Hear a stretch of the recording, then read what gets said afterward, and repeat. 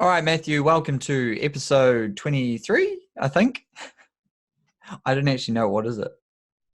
I think you're right. Yeah, 23. Well, we're thrown off a little bit because we missed last week. Yeah, so we did try. We did try, but we were both Yeah. so tired. It ended up Yeah. reasonably atrocious. So we just decided to scrap it. And Yeah. then I went on holiday, and now we're back. Now we're back. Episode 23. What are we talking about today?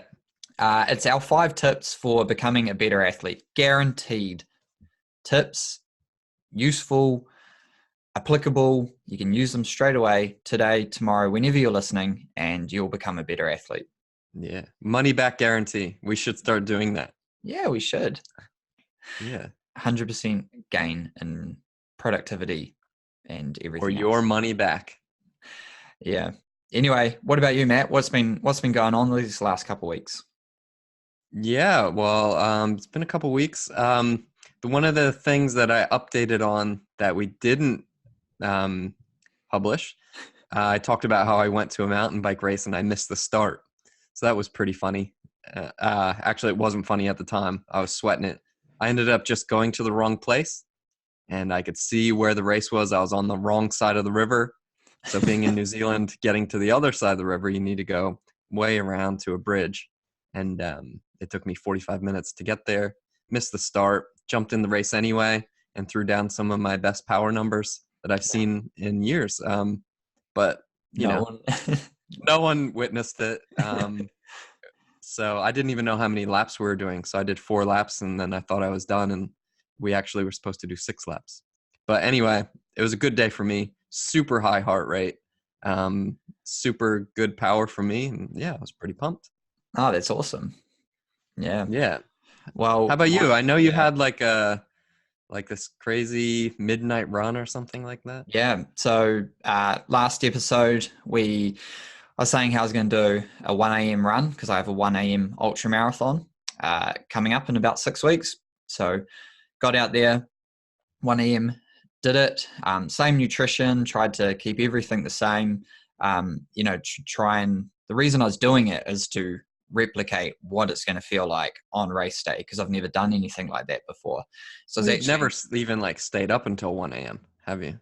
Not in the no, last like couple of years. not the last couple of years. Yeah, like I've had a reasonable amount of practice a few years back running back from town as a student, Yeah, yeah. but definitely not 65 Ks. Uh, so So you did 65 Ks at 1 a.m. I did. Yep. Wow. Yep. So I did the rainbow, it's called the Rainbow Run in Rotorua. So around the Rotorua Forest, we've got coloured walking tracks, hiking tracks. So if you do all the coloured tracks, it's about 62 Ks. And there's a Strava segment for the whole thing. And I was like, yeah, I reckon I can get it, you know. And so I went out and tried to go not at race pace, but I figured if I had a good solid morning, evening, night run, um, I should be able to get it. And so everything went well. Like the only thing I'd change is I'd not have coffee. That really didn't sit well. Otherwise, my nutrition worked well. I was doing every 20 minutes gel, then mini Snickers, gel, 20 minutes, keeping my water up. That's a formula that's worked really well for me in many, many ultra endurance events. And so I kept that up. Even at that time in the morning, it was awesome. That worked. Legs felt good. Heart rate was good. I did get a bit of cardiac drift, Matt, which is, when your heart rate, my power, because it was on trails, so I couldn't really rely on pace, stayed almost the same throughout the run. But my heart rate was like within zone 2 for the first 3 hours. Then after that, it sort of jumped 10 beats and then just stayed. Yeah. Yeah. Get a bit dehydrated, so your heart needs to pump a bit more to get more blood pumping through. Yeah, engaging a larger muscle mass. And so the effort felt the same. Obviously, I was getting more fatigued, but I was feeling pretty good. So all in the end, like it worked as planned. Actually, But you didn't get the Strava, did you? and so I didn't. So I went home and I was Yeah. like, yeah, I'm so stoked. Like Emma was still in bed because it was, so I did 65 Ks in 6 hours. Pretty reasonable sort of effort at that time in the morning. And I get back, it's like just after 7 a.m. and my wife's still in bed. So I was like, oh, I got my computer out, uploaded it. And then the segment didn't pick up. I was like, what's going on? And my GPS just had a lapse. So, you got to be right on it. And I just had just missed this like little part. And so I just had a straight line. Yeah. Everyone's going to think you cheated. I know. It's not on the record. But that, Matthew, is why we need to do things for ourselves, not for the publicity of it, because Strava effect, I've got it in the Endurance Training Hub. I spoke about the Strava effect, and if you sign up to my my free 5-day mini course that I got on my website, I talk about the Strava effect, and that's like, man, you must have seen it. This is the effect of people overtraining just due to ego. Yeah, definitely. And with mountain bikers, it kind of goes in two different ways. The Strava effect, they go uphill harder more often, but they also take a lot more shortcuts in the woods. So we end up with rogue trails and like cheater lines everywhere. That's just the classic mountain bikers. So yeah, the Sam Shorelines. Yeah, something like that. Yeah. And then after that, it just felt surprisingly good. Chilled. It was really nice to finish like a 6-hour run, have a nap, and then still have your whole day to do nothing. Yeah, that's pretty good. It was a great feeling. And then so that was Saturday morning, and 1 a.m. Saturday morning. Then I still had all Sunday to do what I needed to do. That was fun. And then so it was my birthday, Matthew. Oh, right. Actually, just on Tuesday, I turned 40 years old. 31. Fully in the 30s. Cool. Yeah. As endurance athletes, we don't like to talk about our age. Age is sort of like that, I don't know, thing we try to avoid, because that means as you get older, you get slower. I mean, technically, you're still on the up, though. Technically. Yeah. I feel it. So, yeah, we, Emma and I went away down south, down to Queenstown, and I literally just ran away from my inbox. I shut my computer off. I just said to Matt, like, this is the first time I've opened my computer in about 8 days. So I have never done that. It feels good, Matt. We got a camper van. I'd never done that. You're pretty excited because you're an avid camper. Van lifer. It was awesome. We just drove around and then went for a run, got in, could have a shower, get changed, have a nap, and then drive off to the next place. So it was great. Loved it. Absolutely loved it. It was cool. Good to be back. Good to be back in Rotorua. Feels pretty nice to go from like one holiday destination to another. It's super nice to live in Rotorua, I have to say. Yeah, it's pretty cool. The weather must be getting better in Rotorua. No, it's not raining today. That's pretty good. It's snow. Like I'm not, and for Kiwis, to be exercising in snow or just experiencing snow on the ground is a bit of a phenomenon. Like we don't really get that. So that was fun. Yeah. Pretty standard for you, Matt? Yeah, I grew up riding in the snow. We had no choice but to train on snowy trails or, snow-covered roads.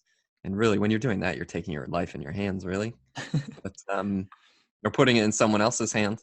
But yeah, snow doesn't get me excited anymore. It did when it gave us off school, but that was a while ago now. Yeah.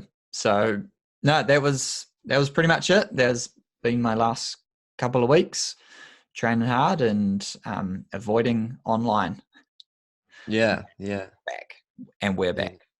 Yeah, we're back. And so today, Matt, we're doing 5 tips, aren't we? 5 tips for becoming a better athlete. Yeah, that's right. And these are going to be good for anyone.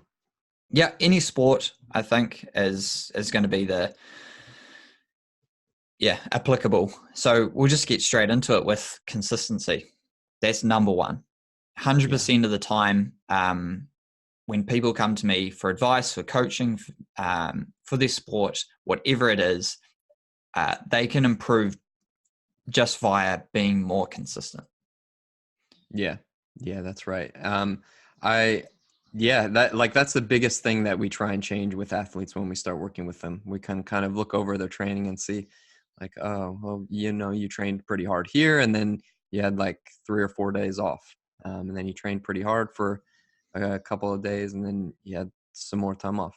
So that's not to say that having time off isn't important because it is, but if we're trying to improve, we need kind of like a constant stress. Yeah, and something that even when you're having time off, what I like to incorporate, I'm not sure about you, within my recovery weeks, easy weeks, however you want to call it, I try to keep a similar structure to keep that routine in place.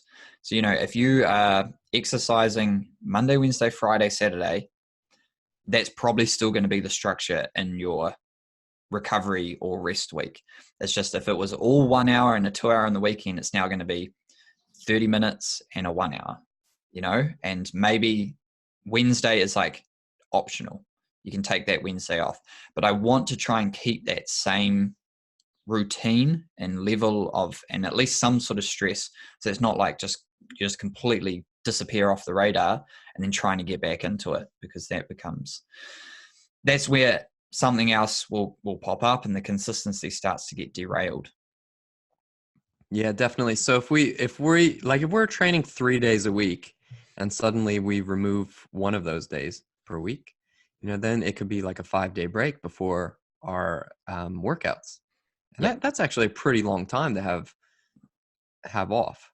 So yeah, I would stick with, there are actually a lot of people that only have 3 days a week to train. And we're learning that more and more with our training plans and just feedback from athletes. Like not everyone has every day to train. Yeah. And you Yeah. can't Yeah. just It's make just someone not train like, every day. I was saying, it's not on the level of importance that we place on like training and performance. People have to perform at their job and their family. And Yeah. so yeah, three days is like, it is enough. But then we'll get into, the setting realistic goals and putting structure around that. But yeah, you need to make sure that if you only have 3 days or you have 3 days to train, you need to make sure those days are structured well and put on the right days. And so you Yeah. can do them every single week. Yeah. Because Yeah. if you've got 3 days, you won't need a recovery week, most probably. You're getting enough recovery between sessions. So would you say that? Yeah. I think I take different approaches with different athletes because a lot of times it's nice to have the mental break away from training, Yeah. or at least the mental break that a rest week provides. It's really nice to have that sometimes. So I usually try and stick with it even if we're doing 3 days a week, but we might structure it a little bit differently than say we would for a junior or the way we would for an elite athlete. Oh, wow. That's a hot word, structure, because that's number 2. Ah, all right. Yeah. So that leads, consistency comes from structure, and having a well-structured plan is going to be the number 2 thing that is going to put you in the best possible position to improve as an athlete. Yeah, yeah, structure. Like, um, it's a lot different for someone who's just kind of going out on the weekend and just when the weather's nice, or only getting out on the sunny days and going out and thrashing themselves. There's really no structure to that, and you can actually have a lot of fun with that, and you can stay pretty fit.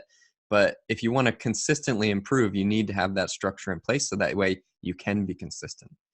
So it's really good to go out on the weekend and thrash yourselves with your friends sometimes. But you need the structure around those hard kind of sessions so you can make sure you get the other sessions in and stay consistent. Otherwise, you'll thrash yourself too much and just need a bunch of days off, and that's not very consistent.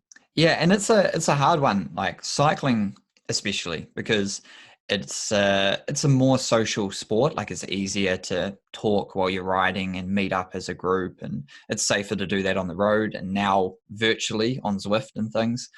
But you can very quickly end up riding way too hard, too Yeah. often, Yeah. and the structure's then gone out of it, because you might be thinking, yeah, I'll do a couple weekly bunch rides to get me motivated in the morning or in the evening. Head out easy long in the weekend. Do that for a few weeks, and I'll get myself in shape. Then it becomes like 2 weekly 1 hour all out crit races, and an hour sitting at a cafe, 30 minutes smashing yourself up the closest climb, and 3 hours super spinning. And with like maybe 30 minutes of like TT effort attacking each other at the end. Yeah, that is one of the problems with social exercise is that it always ends up, or not always, but it's really easy for it to end up being just like a competition. Oh And it yeah. doesn't need to be that way all the time.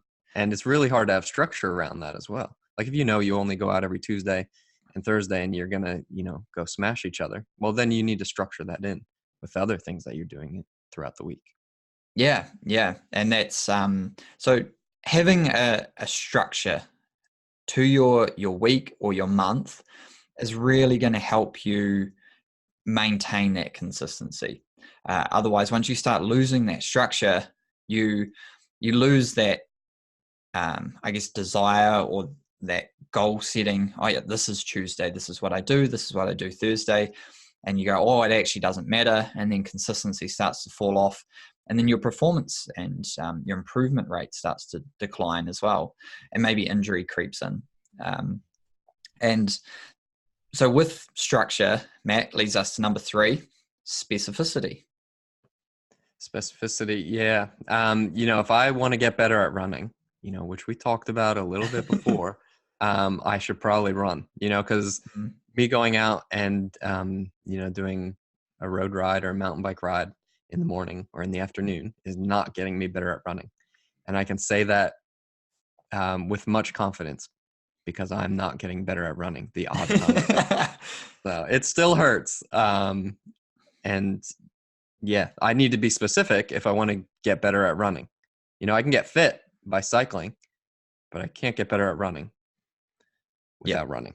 Yeah, and then the same goes for like a lot of what I see with athletes who come in for their consultations, mainly looking for a personalized training plan. And we go through what have you been working for, and we work on what event do you have coming up, and we look at that event, and that's a part that's often overlooked. Like, oh, this event is, if we're talking about trail running, is all on gravel, like loose rocks, and it's got a massive climb in it, which isn't really runnable. So doing flat road runs is not specific. It's going to help, like it's running and it's helping with your fitness if it's in the right intensity. But you need to be able to climb and gauge your effort off of a 30-minute loose gravel climb, like hiking. Like, what does that feel like? How long is it going to take you? Can you do it nonstop? Do you have to stop? That's specificity in terms of like the race. And then you look at, and same with intensity, like you're not going to just do hill running when you have a 10K track run or a flat time trial on the bike and you just ride your road bike and you never jump on your time trial bike. Things like that's specificity. You need to incorporate that stuff. Yeah, we're looking at that now because we know that the National Schools Mountain Bike Championships is going to be held in Dunedin. Yeah. And we know a bit like what that course is because we had Oceania Championships there a few years ago. And it's just a lot of climbing and it's really, really steep climbing. So for the riders that I'm working with locally, like we have mostly flat road riding out here to do. And then we have, some pretty good mountain bike trails that are really hard to ride in the winter. So if we're preparing for a race that has really steep climbing, we need to incorporate that in our training because doing flat road rides isn't going to be able to get us, it's not specific enough to get us better at steep climbing because your body's orientated differently. Your cadence is going to be a lot different than riding on flat road. Yeah. This is something I overlooked when I did my Ironman in Canada. So I was training on the time trial bike and I was doing majority of things right. Like I was training for 180K time trial. And I knew it was hilly. So I was incorporating some hills on my time trial bike.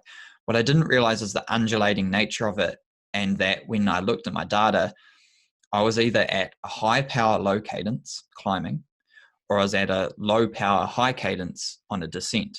And it wasn't, there was one big climb, which I knew was, I was living in Palms North. We've got a couple of big climbs there. That's fine. That's kind of easy to train for. You just chug up the hill. Not trying to break any records or anything. So, but then it was everything else where you weren't consistently on the power. You were sort of on and off it throughout the 180. And I just wasn't prepared for that. So the bike took a little bit longer than I thought. And the way in which I rode the race was like a lot different. And so now, like, that's something I definitely look at with athletes and myself. Like, actually, if I'm running this race, like 100K, what speed am I actually running when I'm running?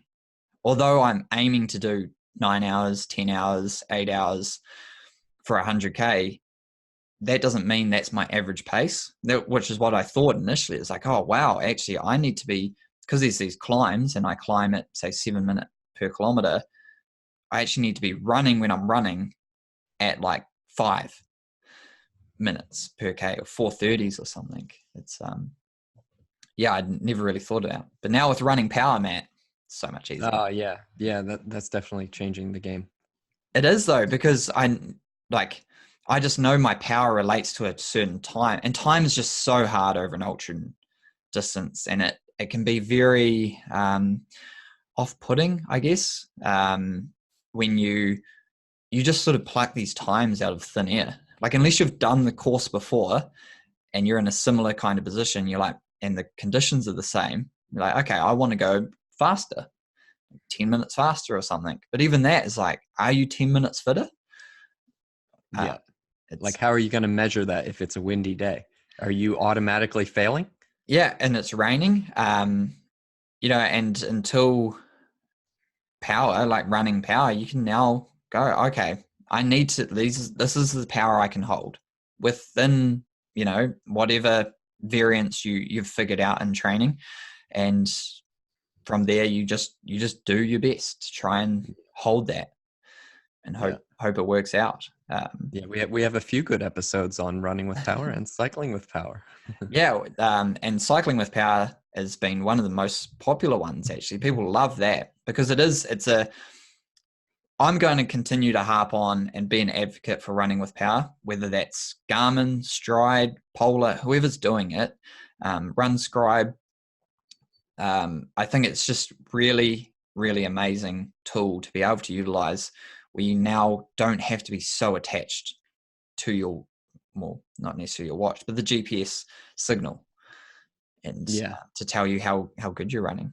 Yeah. As coaches, it's really good for us to have that objective view as well. Because if we're looking at someone's data, like, it obviously helps us. So we just need to keep communicating how great that is for the athlete. Yeah, and one issue I've been having with athletes of late has been heart rate monitors and the irregularity of it. A lot of runners now, your running watches for the last few years, they've started incorporating heart rate monitors into the watch, so it's on your wrist, optical heart rate, infrared sensors, and they're just not there. They're just not consistent enough. So now, I love heart rate training zones. So go in, have a look. How much time did you spend in zone 2? Oh, for one run, you had an average heart rate of 200. Cool. The data's completely screwed now. And I've no real indication of where exactly you trained during that. Because I can look at pace, but you're in the forest running, or you did a downhill, downwind run, or you ran on the beach. It's like, oh, geez, I had no idea. Whereas in cycling, like, so easy. So, oh yeah, what is your power? Oh, okay, yeah, no, you're definitely going too hard. Your heart rate monitor wasn't not working. You were riding too hard. Yeah. And that comes into format guidance. Guidance. Yeah. Okay. I guess this is where a coach comes in, isn't it? Like, I think about myself in my past when I first started. Like, I never actually had a coach until kind of late in the game, and even then, it was pretty laid back kind of approach.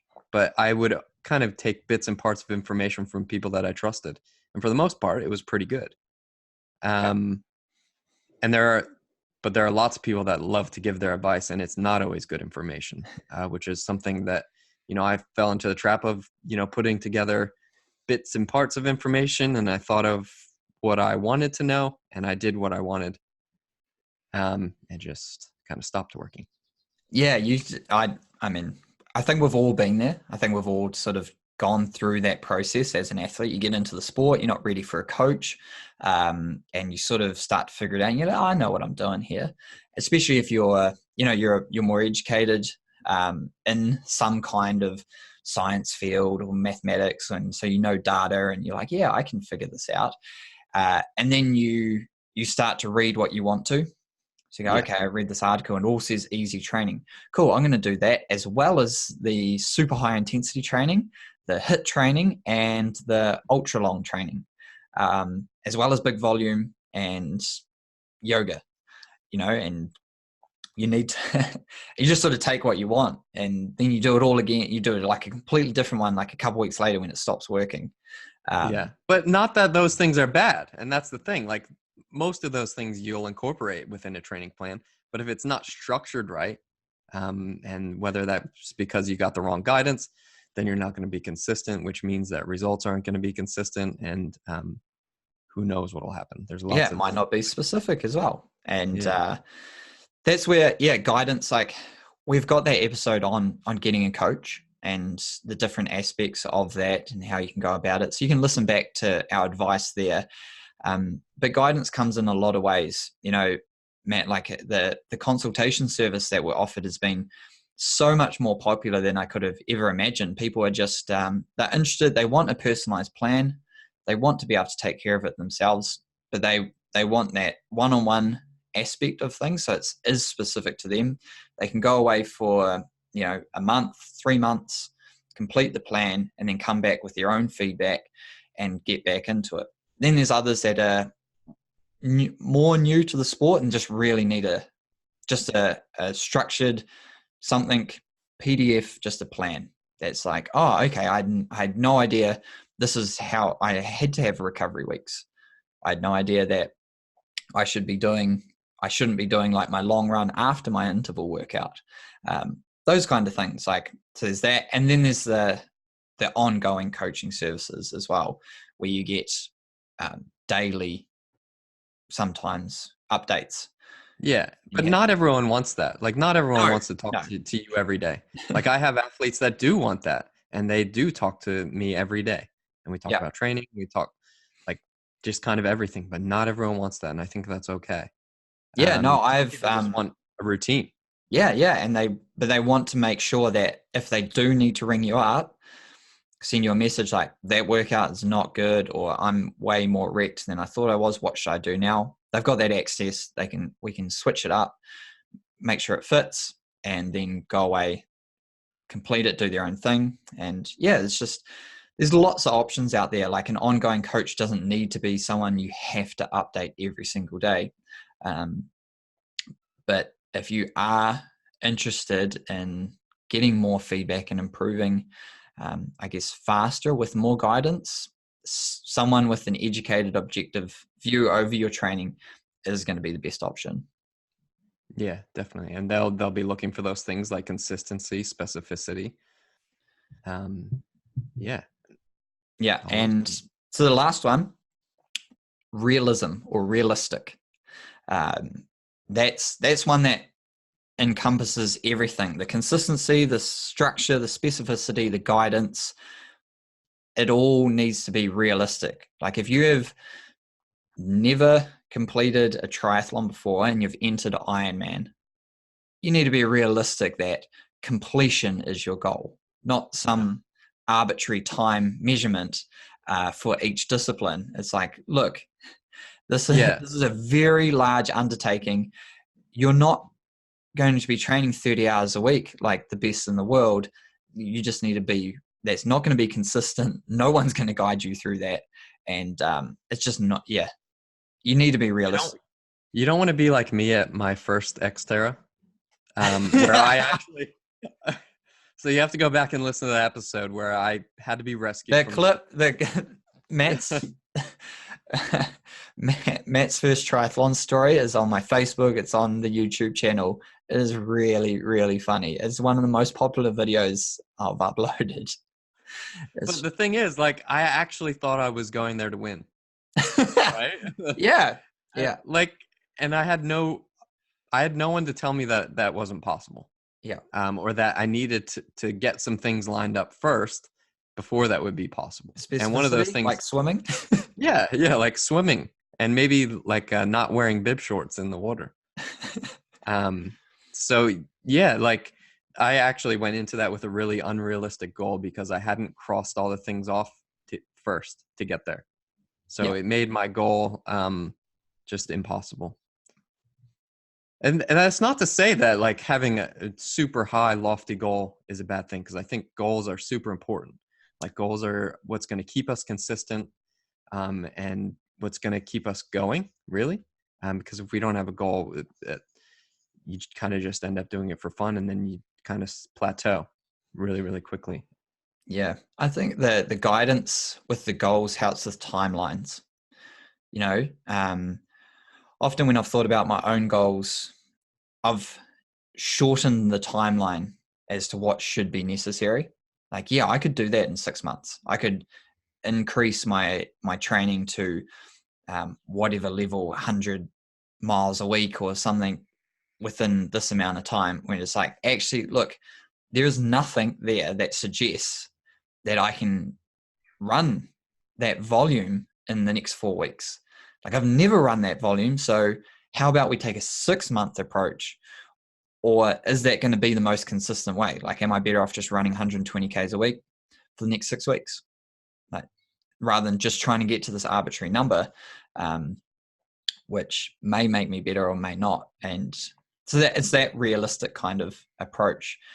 Because yeah, you got to be careful. You don't want to say like, no, that's not realistic. You're never going to be able to do that. So yeah, if you want to do it, you can do it, but let's just make sure that there is an appropriate timeline attached to it. Yeah, because here, and we do that by saying, here's what you need to do to get there, Yeah, and right? the progress measurements. Um, we're both big on time trials and yeah, progress measures, drawing that line in the sand. Well, I find it so good because you're like, here you are, okay, Yeah. and now because we've got like a lot of experience in all these different sports and disciplines and with different athletes, and you go, well, this is the power numbers. This is what a cyclist who's riding pro tour rides at for 20 minutes or 8 minutes or you know up a hill. That these are the numbers, and here's your numbers. That's a 20% increase. Do you think that's wise that you're going to do that at the age of whatever in 2 weeks? You say, no, probably not. Yeah, yeah. But I think with time and dedication and consistency, we can get to see that trajectory of where things are headed. And I think Yeah, that, a lot of athletes kind of hate doing those benchmark tests, because it's they take a lot scary. of It's mental daunting energy. as well. Yeah. And you know that like at the end of it, you're going to know the result of the hard work that you've done or been doing. And, maybe it's not where you think it should be, or it maybe you exceed your expectations, but they're also really hard. Like going out and Yeah, like doing that benchmark fitness test they're not easy. um so yeah, a lot of people hate them, but I think they are important to do periodically just to assess and make sure, are we on track? And you can then look back and say, are we consistent enough, are we specific enough? And um, you can, if you're doing it yourself, you can look to see if you need different guidance or more guidance or something like that. yeah. It's like you just have to do them. I used to avoid them a lot. Like, oh no, I'm not ready this week. When actual fact, it's like just do it, and it's for the better. Like if you're slower, there's a reason. If you're outside of a 2 to 4% window, uh, either you've improved dramatically or you've regressed, and so now you need to sort something out. But by just avoiding it, you're just kicking the can down the road, Mm, yeah. and generally you're avoiding it because like it's not going to be good. Yeah. Um, Yeah. yeah, so I that's didn't it. really. Yeah. Great. Wow. That was quick. We tried to stick with the 5 minutes per topic because we just want to give the most important things. So we'll see how this works. Actually, we'll look forward to some feedback on that. Yeah. And we'll catch up again next week. Matt, you got anything important you want to share with the audience? I've seen some teasers for the Smart MTB training. Smart MTB training is almost a go. Yeah. So I have launched my 12-week MTB full fitness plan, which includes skills training, strength training, smart bike workouts you can put in your smart trainer. There's Ooh. lots of fun rides in there. So 12 weeks of structure. That is on Training Peaks, and I have riders on it now. I'm integrating all of that and every training plan I've ever made into smartmtbtraining.com, and it is getting really close, but it takes me a long time to do that Yeah, kind of it stuff. is ridiculous. I have the Endurance Training Hub up and running. It's been going about 6 months now, and the behind the scenes work is endless. Yeah. Yeah, like I have 52 training plans in there, and each of them take hours to put together, and I continue editing them as I get feedback from the members. So thanks for those who have joined up, and thanks for all your feedback. Those who are taking the free trial, you're amazing. Otherwise, have a great week, get training, and enjoy. Catch you later, Matt. Catch ya.